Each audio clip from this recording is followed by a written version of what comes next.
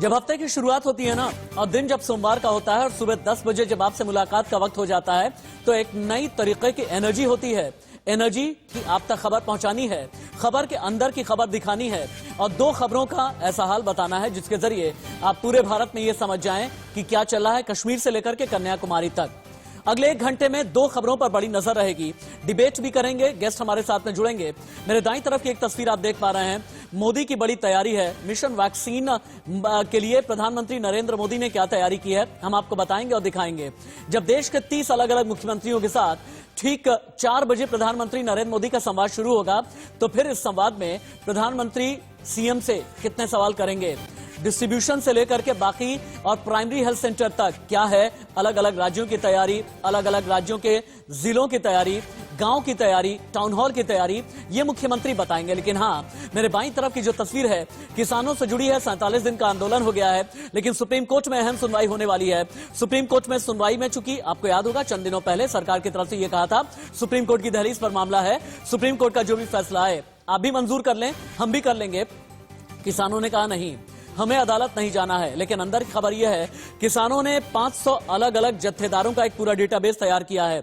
अंदर की खबर यह भी है 3 घंटे की प्रशांत भूषण के साथ में किसानों के साथ में मीटिंग भी हुई है। अंदर की खबर यह भी है कि सुप्रीम कोर्ट के लिए किसानों ने भी एक मेगा प्लान तैयार किया है। यानी मिशन वैक्सीन का प्रधानमंत्री नरेंद्र मोदी का क्या प्लान है आपको बताएंगे और दिखाएंगे।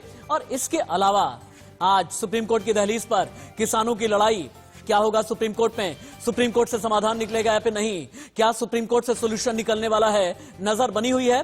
लेकिन पहली खबर, पहली डिबेट की शुरुआत करते हैं। मोदी का मिशन वैक्सीन, भारत होगा कोरोना क्लीन।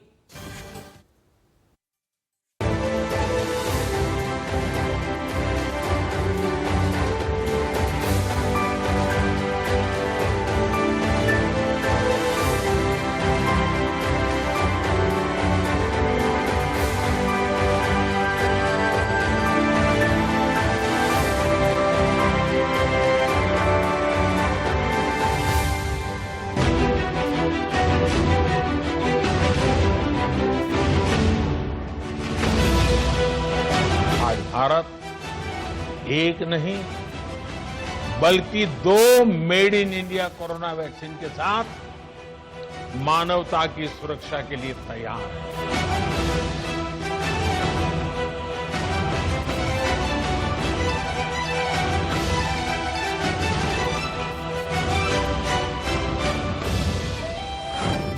कोरोना महामारी पर भारत की जीत की तैयारी।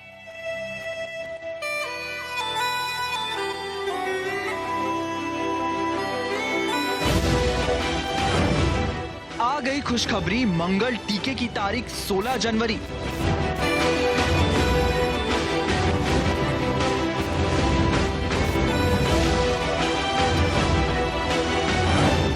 आत्मनिर्भर भारत की स्वदेशी वैक्सीन लगने को तैयार।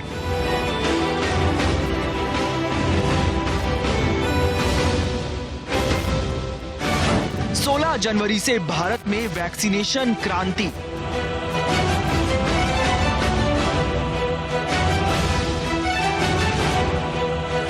कोरोना का होगा रंग फीका, भारत को लगेगा मंगल टीका।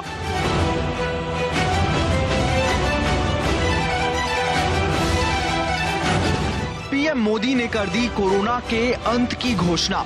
दुनिया का सबसे बड़ा कोविड वैक्सीन प्रोग्राम भी शुरू होने जा रहा है। हो जाइए तैयार, संजीवनी कर रही है आपका इंतजार।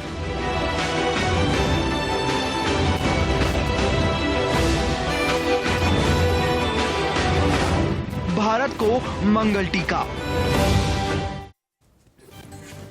तो काउंटडाउन शुरू हो गया है। ठीक 5 दिन के बाद भारत में वैक्सीनेशन शुरू होने जा रहा है। लेकिन उससे पहले प्रधानमंत्री नरेंद्र मोदी ने यह फैसला किया कि देश के 30 अलग अलग मुख्यमंत्रियों के साथ क्यों न बैठक की जाए और यही है मोदी का मिशन वैक्सीन। और आज शाम 4 बजे जब प्रधानमंत्री नरेंद्र मोदी अलग अलग मुख्यमंत्रियों के साथ में मीटिंग करेंगे तब फिर एक प्रारूप के बारे में पता चलेगा, एक ब्लूप्रिंट के बारे में बताया जाएगा अलग अलग राज्यों की तरफ से कि हमने वैक्सीनेशन के लिए क्या तैयारी की है। वैक्सीनेशन में किसी भी तरह की कोई खामी ना आए, किसी भी तरह से कोई हर्डल नहीं आए। भारत को कोरोना क्लीन बनाना है और यह प्रधानमंत्री का संकल्प है। और इसीलिए हम ये कह रहे हैं कि आज प्रधानमंत्री नरेंद्र मोदी लेंगे क्लास, सीएम बताएंगे तैयारी खास। 30 अलग अलग मुख्यमंत्री, कश्मीर से लेकर के कन्याकुमारी तक के प्लान के बारे में बताया जाएगा। और प्रधानमंत्री नरेंद्र मोदी ने द बिग वैक्सीनेशन प्रोग्राम के तहत क्या राष्ट्रीय तैयारी कराई है, यह देश जान जाएगा। 5 दिन का आपको इंतजार करना है। कोरोना के खिलाफ भारत को संजीवनी मिलने वाली है, लेकिन प्रधानमंत्री नरेंद्र मोदी का प्लान क्या है, वैक्सीनेशन को लेकर के प्लान क्या है, वैक्सीनेशन के बाद का प्लान क्या है, क्योंकि बर्ड फ्लू का भी खतरा है। बर्ड फ्लू के खतरे से निपटने के लिए क्या है हिंदुस्तान का प्लान, इसके बारे में भी आज हिंदुस्तान जानेगा जब 4 बजे प्रधानमंत्री की मुख्यमंत्रियों के साथ में बैठक होगी। ये आज की सबसे बड़ी खबर है। और आप चूंकि वैक्सीनेशन के लिए तैयार हैं, लेकिन उससे पहले प्रधानमंत्री ने चूंकि एक बहुत लंबे वक्त तक देश को यह कहा है जब तक दवाई नहीं तब तक ढिलाई नहीं, लेकिन वैक्सीनेशन पर मुख्यमंत्रियों के साथ आज बैठक होने वाली है। अभी की बड़ी खबर है, तैयारियों का जायजा लेंगे प्रधानमंत्री नरेंद्र मोदी। वीडियो कॉन्फ्रेंसिंग के जरिए शाम 4:30 बजे बैठक होने वाली है। 16 जनवरी से देश भर में वैक्सीनेशन प्रोग्राम शुरू होने वाला है। कोविशील्ड और कोवैक्सीन के इस्तेमाल पर चर्चा भी की जाएगी।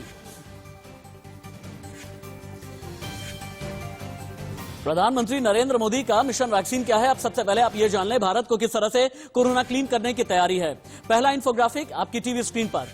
प्रधानमंत्री नरेंद्र मोदी आज सभी मुख्यमंत्रियों के साथ में बैठक करेंगे। 16 जनवरी से कोरोना टीकाकरण की शुरुआत होने जा रही है।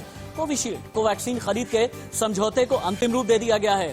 कीमत सप्लाई की गारंटी को लेकर के बातचीत आखिरी दौर में है। प्रधानमंत्री वैक्सीन डिस्ट्रीब्यूशन यानी वितरण का पूरा प्लान तैयार करवाएंगे। मुख्यमंत्री ये बताएंगे डिस्ट्रीब्यूशन, कोल्ड चेन और इसके अलावा पूरी साइकिल की वेयरहाउस से लेकर के प्राइमरी हेल्थ सेंटर तक वैक्सीन कैसे पहुंचेगी, ये मुख्यमंत्रियों के संग बैठक में तय किया जाएगा। यूपी के मुख्यमंत्री होंगे, महाराष्ट्र के होंगे, कर्नाटक के होंगे, केरल के होंगे, पंजाब के होंगे, छत्तीसगढ़ के होंगे, बिहार के होंगे, झारखंड के होंगे। सारे मुख्यमंत्री एक प्लेटफॉर्म पर होंगे और वहीं पर प्रधानमंत्री नरेंद्र मोदी जो बड़ा एक्शन प्लान है, जो पीएम का मिशन वैक्सीन है, इसके बारे में जानकारी लेंगे। और एक चीज याद रखिएगा, देश को गर्व होना चाहिए कि भारत के पास में एक ऐसा नेतृत्व है जिसने वैक्सीन को लेकर के बड़ी तैयारी की, वक्त रहते तैयारी की, एक ऐसे वक्त में जब पूरी दुनिया भारत की तरफ टकटकी लगा करके देख रही है वैक्सीन को लेकर। ऐसे में प्रधानमंत्री नरेंद्र मोदी की नेतृत्व की जितनी सराहना की जाए कम। लेकिन 2 वैक्सीन है, वैक्सीन को लेकर के A to Z जानकारी क्या है, अगला इंफोग्राफिक आपको यह बताएगा। देखें आप, DCGI ने इमरजेंसी यूज के लिए 2 वैक्सीन को मंजूरी दी है। पहली वैक्सीन कोविशील्ड है जिसे मंजूरी मिली है। कोविशील्ड को एस्ट्राजेनिका और ऑक्सफोर्ड यूनिवर्सिटी ने बनाया है। Serum institute of India Covishield का प्रोडक्शन कर रही है। कोविशील्ड का हाफ डोज दिया गया, एफिकेसी 90%। 1 महीने के बाद कोविशील्ड का फुल डोज दिया गया, देखा गया एफिकेसी 62%। कोविशील्ड के दोनों डोज में औसत एफिकेसी यानी एवरेज एफिकेसी रही 70%। भारत में टीकाकरण के लिए कोविशील्ड के 5 करोड़ डोज तैयार हैं। सेकेंड वैक्सीन कोवैक्सीन है जिसे भारत बायोटेक ने बनाया है। कोवैक्सीन के फेज 3 ट्रायल के नतीजे अभी नहीं आए हैं, लेकिन सेकेंड ट्रायल में कोवैक्सीन की वजह से बनी एंटीबॉडी 6 से 12 महीने तक रहेगी, यह पता चला है। भारत में टीकाकरण के लिए कोवैक्सीन के 2 करोड़ डोज तैयार हैं, यानी कहीं से भी कोई कमी नहीं आने दी जाएगी। लेकिन कोल्ड चेन वैक्सीनेशन के लिए सबसे बड़ी चुनौती है। अब कोल्ड चेन को एक बार समझिए आप, उसके बाद फिर डॉक्टर्स के पैनल को हम ओपन करेंगे। देखें आप, कोल्ड चेन में क्या होता है, हर 30 मिनट पर तापमान की जांच की जाती है। देश में 2300 ILR मौजूद हैं, यानी कोल्ड चेन के लिए जो इंतजामात हैं, अलग अलग ये सेंटर्स हैं जो लगभग 2300 ILR मौजूद हैं। बदलते जाएं ताकि हम कोल्ड चेन को और ठीक तरीके से समझाएं। दरअसल कोल्ड चेन का इंतजाम इसलिए किया जाता है, किसी भी वैक्सीन को एक निश्चित तापमान पर रखना बहुत जरूरी होता है। हर आधे घंटे पर इस तापमान की जांच होनी जरूरी होती है। अगर हम यहां से बदलते जाएंगे तो फिर इस ग्राफिक के जरिए हम और भी बहुत कुछ दिखाएंगे। इस ग्राफिक का सेकंड पार्ट हम आगे दिखा लेंगे, लेकिन डिबेट को एक बार के लिए ओपन कर देते हैं। जितने भी गेस्ट हमारे साथ जुड़े हुए हैं, एक बार हम उन्हें इंट्रोड्यूस कर देते हैं। डॉक्टर MC मिश्रा, पूर्व director all India institute of medical sciences. Doctor Vivek Gupta, head हैं कार्डियोलॉजिस्ट अपोलो हॉस्पिटल के। डॉक्टर रवि मलिक, पूर्व सचिव हैं IMA के। डॉक्टर रजत, सीनियर कंसल्टेंट यशोदा हॉस्पिटल के, मेरे साथ में जुड़े हुए हैं। पहला सवाल डॉक्टर MC मिश्रा मेरा आपसे होगा। प्रधानमंत्री नरेंद्र मोदी आज 30 राज्यों के अलग अलग मुख्यमंत्रियों के साथ में बैठक करने वाले हैं। टेक्निकली और डॉक्टरी लिहाज से तो मैं आपसे सवाल करूंगा ही करूंगा। मुझे ये बताएं, वैक्सीनेशन के लिए जो एक पूरा मैकेनिज्म तैयार होना होता है, वैक्सीनेशन के लिए जो एक पूरा ऑपरेशनल सिस्टम तैयार होना होता है, क्या इसके लिए भारत पूरी तरह तैयार है? कहीं पर भी लूपहोल नहीं होना चाहिए, इसे किस तरह से सुनिश्चित किया जाएगा? वेयरहाउस से लेकर के कोल्ड चेन तक, कोल्ड चेन से लेकर के प्राइमरी हेल्थ सेंटर तक भारत ने तैयारियां क्या की हैं? Doctor MC Mishra. देखिए, इसमें हमारी तैयारी पूरी है, पूरे देश में तैयारी है। आपने पिछले हफ्ते देखा कि सारे देश में जो ड्राई रन हुआ है, पहले 4 राज्यों में हुआ, उसके बाद बाकी राज्यों में हुआ, और उनकी जो फीडबैक आई है बहुत एनकरेजिंग है। हाँ। और उसमें सब कुछ प्रोसेस सबको देख लिया गया। स्वास्थ्य मंत्री ने खुद किया इसका, चेन्नई जाके, दिल्ली में जाके, जगह जगह पे। और हम लोगों ने, जैसे मैं जहाँ पे आज बैठा हूँ, वहीं नीचे ग्राउंड फ्लोर पे हमारे यहाँ ड्राई रन चल रहा है इस समय। अच्छा। बिल्कुल। और उसका पर्पस ये है कि हम कोई भी चीज को न मिस करें, जिसमें कहाँ से व्यक्ति आएगा, एंट्री होगी, उनका जो भी रिकॉर्ड वगैरह नोट किया जाएगा, उनकी आईडी नोट की जाएगी, उसके बाद उनको वैक्सीन लगेगी। जो लोग वैक्सीन लगा रहे हैं उनकी ट्रेनिंग पहले से हो चुकी है, इंट्रामस्कुलर लगनी है, इसलिए उनकी ट्रेनिंग पहले से हो चुकी है, चिन्हित हो गए हैं।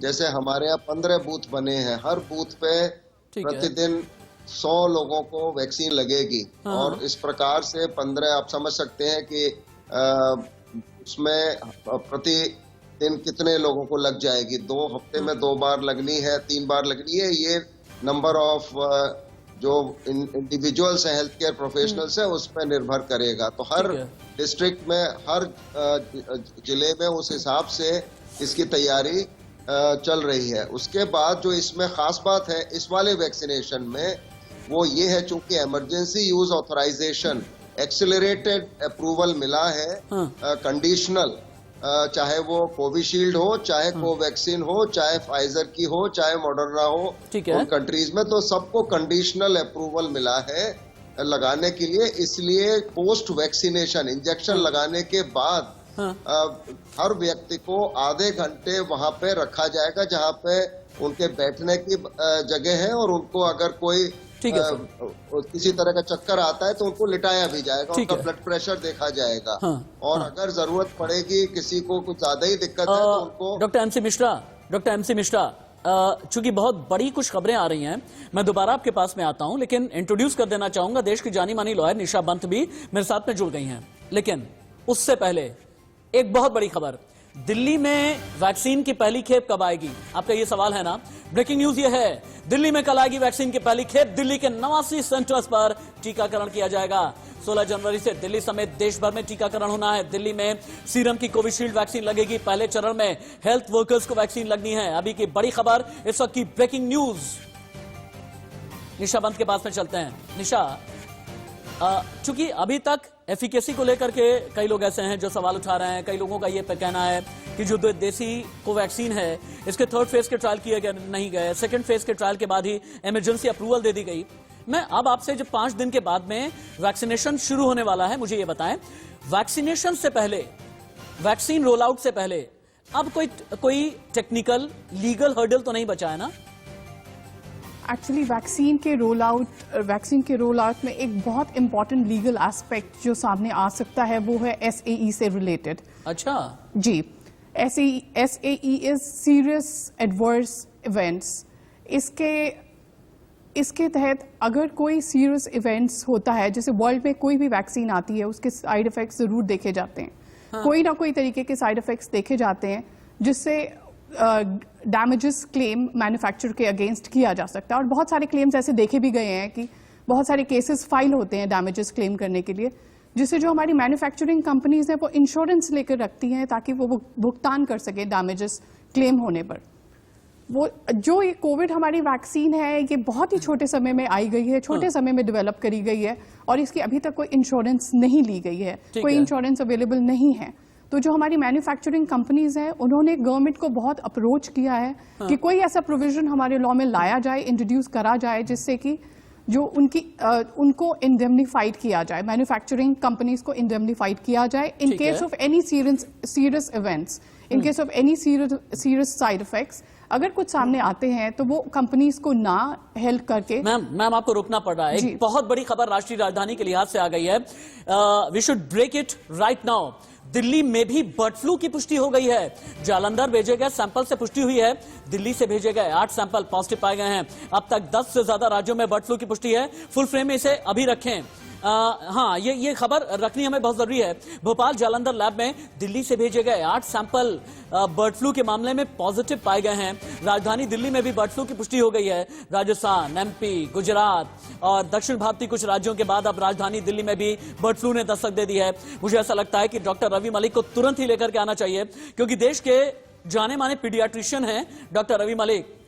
और डॉक्टर मलिक ये कहा जाता है कि बर्ड फ्लू से अगर किसी को सबसे पहले बचाना है तो बच्चों को बचाना बहुत जरूरी है, एक ऐसे वक्त में जबकि 5 दिन के बाद ही वैक्सीनेशन शुरू होने वाला है। और दिल्ली में अब ये पता चल रहा है कि बर्ड फ्लू की पुष्टि हो गई है। क्या ये कहा जाए खतरे की नई घंटी है? एमपी, राजस्थान, गुजरात, हरियाणा, पंजाब, इतने राज्यों के बाद अब दिल्ली में भी दस्तक। डॉक्टर रवि मलिक। देखिए, डेफिनेटली बर्ड फ्लू का अगर बात की जाए तो इसका खतरा तो मंडरा ही रहा है, क्योंकि अगर हम मेडिकल हिस्ट्री देखें तो बर्ड फ्लू जो है वो कई बार इंसानों के अंदर आ चुकी है और उसकी वजह से काफी जानें भी गई हैं। अच्छा। सबसे बड़ा मोर्टेलिटी रेट है वो बहुत हाई है। इट इज अराउंड 30 to 70%, यानी कि अगर 10 लोगों को बर्ड फ्लू होता है तो 4 से 5 की मृत्यु लगभग निश्चित है। तो ये एक बहुत चिंता वाली बात है। अगर आपकी मोर्टेलिटी रेट 40 से 50% की है तो आप समझ सकते हैं कि कितनी दहशत है इस बीमारी की, क्योंकि अगर हम कोरोना की बात करें उसकी मोर्टेलिटी रेट 1.4% है, यानी 1.4% है हमारे देश में। लेकिन इतनी इस लेवल तक की मोर्टेलिटी रेट होना ये एक बहुत ज्यादा चिंता का विषय है। अब क्या होता है कि जब ये बर्ड फ्लू बर्ड्स के अंदर बहुत ज्यादा प्रोपोगेट करने लग जाता है तो वायरस में म्यूटेशन होने के भी चांसेस हैं। अच्छा। जितना वायरस रेप्लिकेट करेगा होने के, अच्छा। और वायरस अगर म्यूटेट कर गया तो वो ह्यूमंस में भी इन्फेक्ट कर सकता है। मेनली वो पोल्ट्री वर्कर्स में करता है, लेकिन उसके बाद आगे भी फैल सकता है। डॉक्टर मलिक, मुझे एक बार ब्रीफ में ये बताइएगा, बर्ड फ्लू का असर शरीर के किस हिस्से पर सबसे ज्यादा होता है? देखिए, ये जितने फ्लू हैं, स्वाइन फ्लू है, बर्ड फ्लू है, कोविड है, ये सब रेस्पिरेटरी निमोनियाज करते हैं। ये हमारे फेफड़े को अटैक करते हैं। खासकर की जो फेफड़े की बीमारी वाले लोग हैं वो, और जो बुजुर्ग हैं जिनके फेफड़े ऑलरेडी। ठीक है। डॉक्टर एमसी मिश्रा के पास में चलते हैं। आपकी आवाज हम डॉक्टर रवि मलिक ठीक कराने की कोशिश करेंगे। डॉक्टर मिश्रा, दिल्ली पर दोहरी मार है एक ऐसे वक्त में जबकि कोरोना को लेकर के रिकवरी रेट बहुत अच्छा, बहुत बेहतर हो रहा था, तो बर्ड फ्लू की भी पुष्टि हो गई है। दिल्ली के 8 सैंपल में बर्ड फ्लू की पुष्टि हो गई है। ये किस तरह से खतरे की घंटी है, कितनी अलार्मिंग सिचुएशन है? और मुझे ये बताएं आप कि बर्ड फ्लू को लेकर जो वैक्सीनेशन अभी तक है कितना कारगर है और इसका कैनवास कितना बड़ा है? बर्ड फ्लू वैक्सीनेशन कितने लोग कराते हैं और कहा जाता है कि सबसे ज्यादा बच्चों को खतरा है, बचाने के लिए क्या करना चाहिए? देखिए, बर्ड फ्लू के साथ जो अच्छी बात मैं पहले बता दूं कि अभी तक human to human transmission bird flu में नोटेड नहीं है। ठीक है। जितना भी ट्रांसमिशन है वो पक्षियों से हम लोगों में आता है। तो अगर हम अपने को पक्षियों से दूर रखते हैं, बच्चे किसी पक्षी मरा हुआ पक्षी को हैंडल नहीं करते, ठीक है सर, या जिंदा पक्षी से भी दूर अगर रहें, तो बर्ड फ्लू से टोटल 100% बचा जा सकता है। सर बस एक मिनट। डॉक्टर विवेक गुप्ता, हेड हैं आप कार्डियोलॉजी डिपार्टमेंट के अपोलो हॉस्पिटल के। आपके जरिए ही समझना मैं चाह रहा था, वो कौन से हालात बनते हैं जब जानवरों के जरिए कोई भी फ्लू इंसानों में आता है? हमने चाइना में ये देखा, वुहान में क्या हुआ था, चमगादड़ के जरिए कोरोना इंसान में आया। वो कौन कौन से हालात होते हैं जब बर्ड फ्लू इंसानों में पहुंचता है? एक तो चिकन कहा जाता है, यानी अगर आप अधपका अंडा अगर आप खा लेते हैं, अधपका चिकन आप खा लेते हैं, तो ऐसे हालात में बर्ड फ्लू के खतरे में आप आ जाते हैं, जद में आप आ जाते हैं। इसके अलावा ये हालात कौन कौन से होते हैं? Thank you very much. मैं बर्ड फ्लू के बारे में डिटेल बताना चाहता हूँ। बर्ड फ्लू एक ऐसी बीमारी है जो 1997 में आई सबसे पहले। 2004, 11, 7 इसमें भी कहर आ चुका है। जो लेटेस्ट सिचुएशन है, पहली बात तो यह है कि 700 ह्यूमंस को अब तक हो चुका है, 700 लोगों को हो चुका है। मॉर्टेलिटी 60%, 60% है। अभी तक ट्रांसमिशन ह्यूमन टू ह्यूमन, जैसे डॉक्टर मिश्रा ने बताया, नहीं हुआ है। लेकिन there is a mutant virus जो कि ह्यूमन टू ह्यूमन वायरस कर सकता है, और वो लैब में उपलब्ध है। सबसे बड़ी बात बता रहा हूँ, कहीं ना कहीं पूरे विश्व में किसी लैब में उपलब्ध है। अगर हमको इसमें, आपने कहा कैसे रोका जाए, मोस्टली पोल्ट्री फार्म से आता है। This is the time that government should take initiative कि पोल्ट्री फार्म सारे देश के बंद कर देने चाहिए, at least for the time being. अगर ये कोरोना, क्योंकि 60% मोर्टेलिटी है, 700 लोग अभी तक ग्रसित हो चुके हैं पूरे वर्ल्ड में अभी तक। तो ऐसी सिचुएशन में हमको ये देखना पड़ेगा कि ये ह्यूमन पे ना आए। लंग निमोनिया होता है और इसमें मोर्टेलिटी 60% है। वैक्सीन बन चुकी है। वैक्सीन केवल WHO के पास है, जो कि उनके पास रखी हुई है। कितनी मात्रा में वी डोंट नो। अभी उस वैक्सीनेशन की बात हम नहीं करना चाहते, क्योंकि अभी ये ऐसे ह्यूमंस भी आया नहीं है। अभी इस बार जो हुआ है, इसमें अभी एक भी ह्यूमन अभी तक इन्फेक्ट नहीं हुआ है। लेकिन अगर हुआ, जिसके चांसेस हैं, अगर हुआ तो ये बहुत मुश्किल हो जाएगा इसको संभालना। अभी तक केवल चिकन्स टू है, लेकिन अगर ह्यूमन टू ह्यूमन होने में देर नहीं लगेगी, क्योंकि म्यूटेशन इस वायरस का पॉसिबल है। और ये वाला वायरस, मैं फिर से कहूंगा, अभी लैब में उपलब्ध है। किसी भी देश ने किसी का दिमाग खराब हुआ, जैसे चाइना ने कोरोना किया है, ऐसे लोग कहते हैं, तो हुआ तो ये this will be a much bigger pandemic than corona, and we will be difficult. बहुत बड़े खतरे की बात बता रहे हैं डॉक्टर विवेक गुप्ता, बहुत बड़े खतरे की बात बता रहे हैं। डॉक्टर रजत, ऐसे में आपको लगता नहीं कि वक्त ये आ गया है कि पूरी दुनिया के लिए एक तरह का जो जितने भी वायरल एक्सपेरिमेंट होते हैं, वायरस को लेकर के जितने भी लैब में काम हो रहे हैं, इन्हें यूनिफॉर्म करने के लिए, इन्हें स्टैंडर्ड तरीके से ऑपरेट करने के लिए एक प्रोटोकॉल नहीं बनना चाहिए? वुहान की लैब में क्या हुआ, आज पूरी दुनिया भुगत रही है। डॉक्टर विवेक गुप्ता ने यह कहा, कई लैब में अगर म्यूटेशन इसी तरह से हुआ और किसी ने अगर नाजायज फायदा उठा लिया और वायरस को इंसानों के बीच इंजेक्ट करने की कोशिश की, तो पूरी दुनिया के लिए खतरा बहुत बड़ा हो जाएगा। तो ऐसे में लगता नहीं एक ऐसा प्रोटोकॉल बने, एक स्टैंडर्ड ऑपरेटिंग प्रोसीजर बने। अगर वायरस को लेकर के एक्सपेरिमेंट हो रहे हैं तो वहां पर सुरक्षा को सुनिश्चित किया जाए हर एक लेवल पर। देखिए, जिस लैब में भी वायरस के एक्सपेरिमेंट होते हैं, there is clear protocol for this. और ये जो वुहान वाला एपिसोड है, ये वन ऑफ द एपिसोड है। हमें इसको जनरलाइजेशन नहीं करना चाहिए। और वो भी, उसका भी अभी कोई सर्टेनिटी नहीं है कि वो वहां से आया है। इट्स ओनली लैब से आया है। तो जितनी भी बड़ी लैब्स हैं जहां पर भी इस तरह के एक्सपेरिमेंटेशन होते हैं, जहां पर इस तरह की म्यूटेशंस पाई जाती हैं, वहां पर क्लियर कट प्रोटोकॉल्स होते हैं। अक्रॉस द वर्ल्ड CDC के प्रोटोकॉल्स हैं, यूएस में, हिंदुस्तान में प्रोटोकॉल्स हैं, जो भी। तो ऐसा नहीं है कि ये इसको हल्के में लिया जाता है और किसी भी तरीके से वायरस बाहर निकल सकता है। रही बात बर्ड फ्लू की, बर्ड फ्लू का सबसे जो अभी तक जो हमारे लिए जो पॉजिटिव नोट ये है कि कोई भी ह्यूमन टू ह्यूमन ट्रांसमिशन नहीं है। तो जो भी ट्रांसमिशन है, अगर उसको हम बर्ड के कॉन्टैक्ट से ह्यूमन और बर्ड का कॉन्टैक्ट खत्म कर दें, तो बर्ड फ्लू बहुत जल्द खत्म हो जाएगा। और रही बात वैक्सीनेशन, तो वैक्सीनेशन आ रहा है, we should all be positive कि ऐसा नहीं है कि दिल्ली पे 2 खतरे मंडरा रहे हैं। और मुझे ऐसा लगता है कि बहुत जल्द ही वैक्सीन शुरू हो जाएगी और बर्ड फ्लू भी बहुत जल्दी खत्म हो जाएगा। मेरी स्मार्ट PCR टीम देखिए आपको एक एक जानकारी दे रही है। जब बर्ड फ्लू के बारे में बात हो रही है तो आपको बर्ड फ्लू के बारे में जानकारी मिल रही है, वैक्सीन को लेकर के भी हर एक छोटी बड़ी जानकारी। आप स्क्रीन पर बने रहें, आपके साथ में देश के जाने माने डॉक्टर्स का पैनल है, लीगल एक्सपर्ट्स का पैनल है हमारे साथ में। लेकिन डॉक्टर MC मिश्रा, अब आपके पास आते हुए कहते हैं कि अगर 2 इन्फेक्शन या 3 इन्फेक्शन एक साथ में हो जाएं तो ये और भी ज्यादा जानलेवा हो जाते हैं। बहुत बार कहा जाता है ना कि अगर किसी को ट्यूबरकुलोसिस हुआ और निमोनिया भी हो गया तो ऐसे में बहुत ज्यादा जानलेवा हो जाता है। 2 फ्लू अगर एक साथ में हो गए तो भी बहुत जानलेवा हो जाता है। 2 बैक्टीरियल इन्फेक्शन अगर एक साथ में हो गया तो भी बहुत जानलेवा हो जाता है। कोरोना इन्फेक्शन से अभी देश का, दुनिया को निजात नहीं मिली। बर्ड फ्लू का नया खतरा आ गया है। ये 2 फ्लू या यूं कहें कि 2 इन्फ्लुएंजा वायरस अगर एक साथ में अटैक करेंगे तो खतरा कितना बड़ा हो जाता है फिर? ये आपने बिल्कुल ठीक कहा कि जब भी शरीर की जो रोग प्रतिरोधक क्षमता कम होती है, तभी हमको वायरस और बैक्टीरिया पकड़ता है।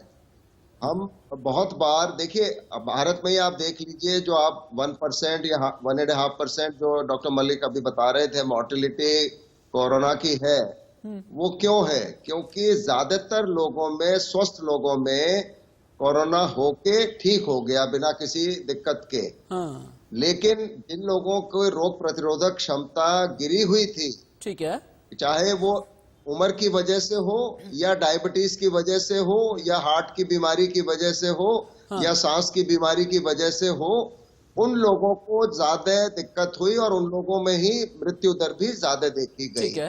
तो ये जरूर है कि अगर एक व्यक्ति को रोग प्रतिरोधक क्षमता कम, एक इन्फेक्शन की टेंडेंसी होती है, प्रोन होते हैं वो to contract one illness, they can contract another illness. जैसे HIV में ट्यूबरक्लोसिस का इंसिडेंस बढ़ गया। हाँ, ये हम लोगों ने बहुत देखा कि HIV जिन लोगों को हुआ, उन लोगों को ट्यूबरक्लोसिस ज्यादा होती है। और इसी प्रकार से आपने जैसे ये उठाया सवाल कि अगर किसी को कोरोना है तो क्या बर्ड फ्लू, देखिए बर्ड फ्लू ऐसे हवा में तो अभी है नहीं, ये चिड़ियों में है। तो अगर हम अपने को चिड़ियों के संपर्क में न आने दें, और जो लोग भी इनको हैंडल कर रहे हैं, जो मरी हुई चिड़ियां मिल रही हैं, उसको अभी मैंने पीछे आपकी ही चैनल पे था, वो भोपाल में वो दिखा रहे थे कि बिना मास्क लगाए और बेयर हैंड्स, जो हाथ पे कोई दस्ताना नहीं था, उससे हैंडल कर रहे। तो ये बचना चाहिए।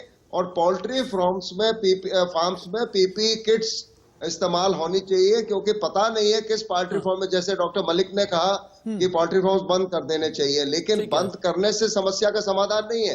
अभी इतनी चिड़ियां हैं या मुर्गियां हैं, चूजे हैं, उनका क्या करेंगे? करेक्ट। तो अगर ये सस्पिशन होता है कि उनमें बर्ड फ्लू है, तो फिर उनको क्वेल करते हैं, मार देते हैं। जैसे आपने आसाम में देखा होगा कुछ वर्ष पहले, बहुत मुर्गियों को मारा। अभी भी कई राज्यों में इस तरह से किया जा रहा है। लेकिन डॉक्टर विवेक गुप्ता, मौजूदा खतरे पर मैं आपसे बात करूंगा, उसके बाद निशा बंद के पास में मुझे कुछ लीगल पर्सपेक्टिव के लिए जाना बहुत जरूरी है। डॉक्टर विवेक गुप्ता, आज की तारीख में बड़ा खतरा हो गया है वायरस का म्यूटेशन। कहा जाता है वायरस जैसे जैसे अपनी संरचना बदलता चला जाता है ना, खतरा और भी ज्यादा बढ़ता जाता है।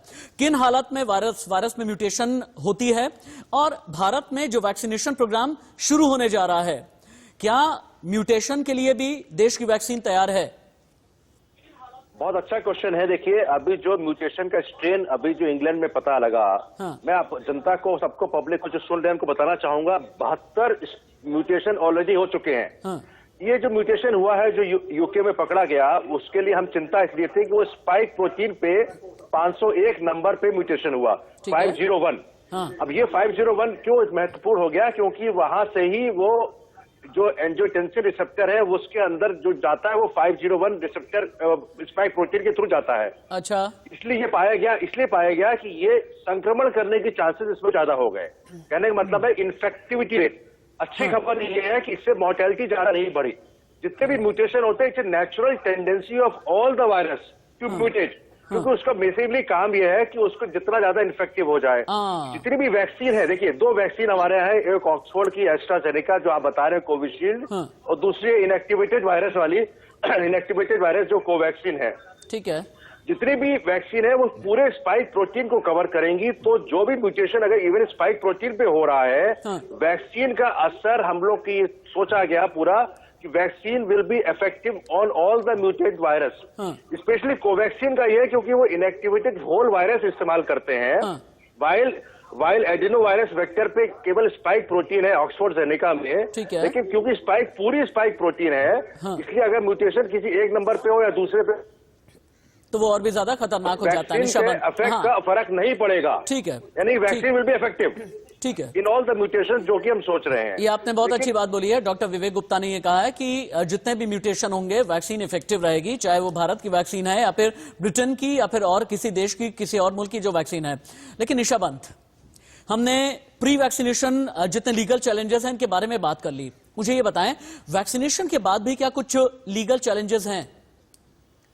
जी, वैक्सीनेशन के बाद में ज़रूर लीगल चैलेंजेस कुछ हद तक देखने के लिए मिल सकते हैं, क्योंकि हम जैसे पहले डिस्कस कर रहे थे, SAE से रिलेटेड भी बहुत सारे केसेस डैमेजेस के लिए डाले जा सकते हैं, जिसका अभी तक कोई गवर्नमेंट ने क्लैरिफिकेशन नहीं दिया है कि मैन्युफैक्चरिंग कंपनीज जो होंगी उन्हें कैसे वो आइटम इंडेमनिफाइड कैसे हो पाएंगी, कैसे वो प्रक्रिया आगे रख पाएंगी, रीइंबर्समेंट की प्रक्रिया क्या रहेगी। कुछ इस बात पे कोई क्लैरिफिकेशन नहीं मिली है।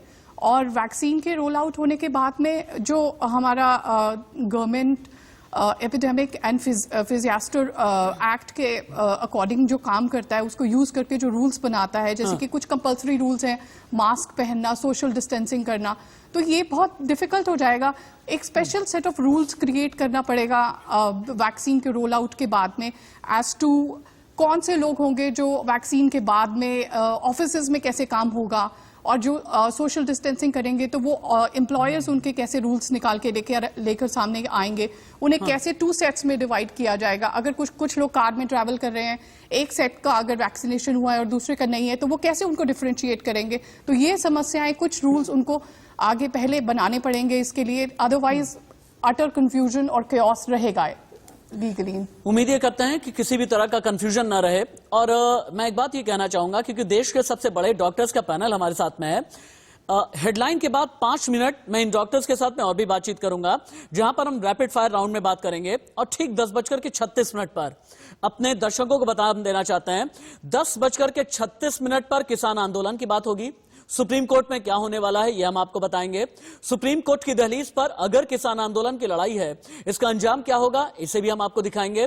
किसान आज की तारीख में क्या कह रहे हैं, सरकार क्या कहने में लगी है, किसान ने 500 जत्थेदारों की फौज कैसे तैयार की है और सरकार किस तरह से टैकल करेगी। 47 दिन के बाद किसानों का जो 26 जनवरी का प्लान है, 26 जनवरी के प्लान का रास्ता क्या सुप्रीम कोर्ट की दहलीज से आगे होकर के जाएगा। सुप्रीम कोर्ट में किसान समाधान निकलेगा या फिर नहीं। बॉर्डर किसानों का बवाल जारी रहेगा या फिर यह सवाल हल होने जा रहा है सुप्रीम कोर्ट की दहलीज से।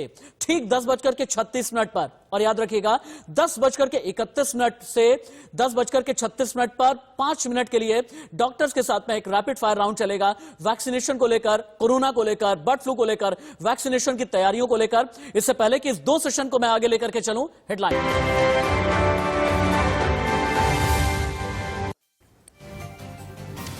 डिबेट को एक बार फिर से हम ओपन करते हैं। अगले सेशन में हम आपको यह बताने जा रहे हैं कि वैक्सीनेशन को लेकर के डूज एंड डोंट्स क्या हैं, आपको किन बातों का ख्याल रखना है और किन बातों से बचना है, और किस ओवर कॉन्फिडेंस से भी आपको बचना है। वैक्सीनेशन के बाद किन चीजों का आपको ख्याल रखना है, पहले डोज से लेकर के सेकेंड डोज तक आपको किस तरह की एहतियात बरतनी है, इन सभी सवालों को जवाब देने के लिए एक रैपिड फायर सेशन को मैं ओपन करने जा रहा हूं सभी डॉक्टर्स के लिए। डॉक्टर रवि मलिक, सबसे पहले आपके पास आते हुए हमें सबसे पहले तो ये बताइए, वैक्सीनेशन के 2 डोज के बीच में किस तरह की एहतियात बरतनी है, वैक्सीनेशन के बाद किस तरह की एहतियात बरतनी है, और मुझे यह भी बताएं अगर कोरोना से कोई रिकवर हो गया है तो वैक्सीनेशन की उसे जरूरत है या फिर नहीं। देखिए, आपके 3 सवाल हैं। सबसे पहला तो ये है कि वैक्सीनेशन की फर्स्ट डोज के बाद हमारे को क्या एहतियात बरतनी है, उसमें बताना चाहूंगा। आधा घंटा आपको वैक्सीनेशन सेंटर के ऊपर ही रहना है। अगर आपको हल्का फुल्का फीवर आता है या साइड के ऊपर थोड़ी सी स्वेलिंग होती है जहां वैक्सीन दी जाती है, उसको आपने इग्नोर करना है। और अगर किसी किस्म का कोई सीरियस साइड इफेक्ट होता है तो आप अथॉरिटीज को।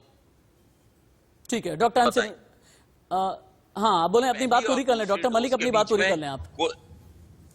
पहली और दूसरी डोज के बीच में कोई खास एहतियात बरतने की आवश्यकता नहीं है। आपको वेट करना है अपनी सेकंड डोज के लिए। सेकंड डोज की डेट याद रखनी है और कंप्लायंस करनी है, ये टाइम से सेकंड डोज लगनी चाहिए।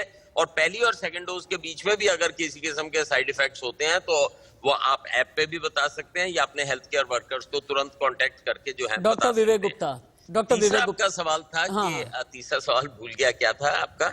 मेरा ये था कि वैक्सीनेशन के बाद में किस तरह की एहतियात बरतने की जरूरत है। हाँ, वैक्सीन के बाद बस यही है कि आधा घंटा आपको वैक्सीन की जगह पर ही रहना है, वहां से निकलना नहीं है। और अगर किसी भी किस्म का कोई साइड इफेक्ट होता है तो आपने अथॉरिटीज को रिपोर्ट करना है। और माइनर साइड इफेक्ट्स वैक्सीन में हो सकते हैं, मैं दोबारा बता रहा हूँ, कोई भी वैक्सीन ऐसी नहीं है जिसके साइड इफेक्ट्स ना हो। माइनर साइड इफेक्ट्स क्या न कर, जिसके अंदर हल्का सा फीवर, हल्की सी इंजेक्शन की साइड पे लालिमा, हल्का सा दर्द या हल्की सी टेंडरनेस हो सकती है, वो बिल्कुल नॉर्मल चीज है, उससे घबराने की आवश्यकता नहीं है। ठीक है डॉक्टर विवेक गुप्ता, अब मुझे ये समझाइए कि वैक्सीनेशन के बाद, क्योंकि ये कहा जा रहा है कि 8 से 9 महीने के लिए एंटीबॉडीज डेवलप हो चुकी होंगी, तो क्या 8 से 9 महीने के लिए मुझे अपने दिमाग को ये कह देना है कि मैं कोरोना फ्री हो गया, या फिर भी मुझे मास्क लगाना है, सैनिटाइजर का इस्तेमाल करना है और सामाजिक दूरी का पालन करना है? आपने पहला क्वेश्चन पूछा था जो शायद जवाब नहीं हो पाया कि जिनको हो चुका है कोरोना उनको वैक्सीन लगनी कि नहीं लगनी। देखिए, जिनको कोरोना हो चुका है उनकी टोटल न्यूट्रलाइजिंग बॉडीज, हमने एंटीबॉडीज चेक नहीं करी है। जिनको कोरोना हुआ उनको भी वैक्सीन लगनी, ये क्लियर कट गाइडलाइंस आ चुकी है। नंबर 1। नंबर 2, आपने कहा कि 8 महीने या 6 महीने या साल भर, अभी तक इसका भी जो फाइजर वैक्सीन का जो अनुमान है, अभी ऑक्सफोर्ड का डिटेल नहीं आया है, उन्होंने कहा at least 6 months you are free, but Pfizer ने 95% सिक्योरिटी एफिकेसी बताई है। हमारी जो वैक्सीन लगने वाली कोविशील्ड दैट इज ओनली 70%। ठीक है, पूरा एहतियात बरतना है, मास्क पहनना है, because you can be those 30% जिनको फिर से कोरोना हो सकता है, ठीक है, despite having the full antibodies cover नहीं है। एक बात बताना चाहूंगा, कोविशील्ड का एक डेटा है बड़ा इंपॉर्टेंट है, उन्होंने हाफ डोज दी पहली वाली और दूसरी फुल डोज दी। फुल डोज दी उसमें 95% 92% एफिकेसी आई है, दोनों फुल डोज दी है उसमें केवल ओवरऑल 60% और 60% एफिकेसी है, ओवरऑल एवरेज 70% है। कहने का मतलब है कि जो दूसरी डोज दी जाती है, sometime it interacts and kill the antibodies created by the first dose. This is still developing science, I would say, specially for corona we have to be careful. आपको 8 महीने तक पूरा एहतियात बरतना पड़ेगा। अच्छा, मतलब हमें ये नहीं सोच लेना है कि हमें संजीवनी मिल गई है। डॉक्टर रजत, अब मेरे पास कल से लेकर के अभी तक कम से कम 1000 से ज्यादा मैसेजेस आ चुके हैं। लोग पूछने वाले एक ही बात कर रहे हैं, बच्चों के लिए दुनिया में वैक्सीन कब आएगी, बच्चों के लिए भारत में कोरोना वैक्सीन कब आएगी?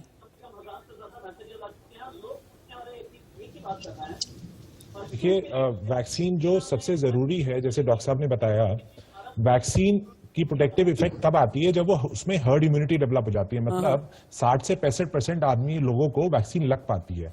तो वैक्सीन जैसे 70% इफेक्टिव हो या 90% इफेक्टिव हो, वैक्सीन जब लार्जर पॉपुलेशन में लग पाएगी, ठीक है, तभी वैक्सीन इफेक्टिव होगी लार्जर पॉपुलेशन के लिए। ठीक है। रही बच्चों की बात, बच्चे वैसे भी नॉर्मली कोविड से प्रोटेक्शन होती है। जो भारत बायोटेक की वैक्सीन है उसमें कुछ स्टडीज हुई है बच्चों के लिए, और सब वैक्सीन में कोई भी स्टडी 16 साल या 18 साल के बच्चों के नीचे नहीं हुई है। ठीक है, इसलिए 16 साल और 18 साल के बच्चों के लिए कोई भी रिकमेंडेशन अभी करंटली अवेलेबल नहीं है। डॉक्टर एमसी मिश्रा, अब इस रैपिड फायर राउंड में अब आपसे एक सवाल यह है, चूंकि पिछले 1 साल में हमने बहुत बार ये सुना है कि किसी भी तरह से कोरोना इन्फेक्शन का चक्र टूट जाए, चक्र तोड़ने के लिए लॉकडाउन लगाया गया, चक्र तोड़ने के लिए सेमी लॉकडाउन लगाया गया, चक्र तोड़ने के लिए पार्शियल लॉकडाउन लगाया गया, फुल लॉकडाउन लगाया गया। वो वक्त कब आ जाएगा जब भारत में कोरोना का चक्र टूट जाएगा? वो हर्ड इम्यूनिटी डेवलप होने वाली स्टेज कब आएगी? 500 दिन बाद। अच्छा, कैसे? 500 डेज। कैसे? देखिए, अभी जो हमारी 30 करोड़ जनता को जो वैक्सीनेशन होनी है, वो सितंबर अक्टूबर तक टारगेट है हमारा। ठीक है, उस को लगती जाएगी। इस प्रक्रिया में 1 साल से लेकर 1.5 साल तक का वक्त लगेगा, और जब तक वो नहीं हो जाता, प्रिकॉशंस बराबर लेने हैं। इसमें किसी भी तरह की कोताही, लापरवाही घातक सिद्ध हो सकती है जो लोग इस पे प्रिकॉशन नहीं लेंगे।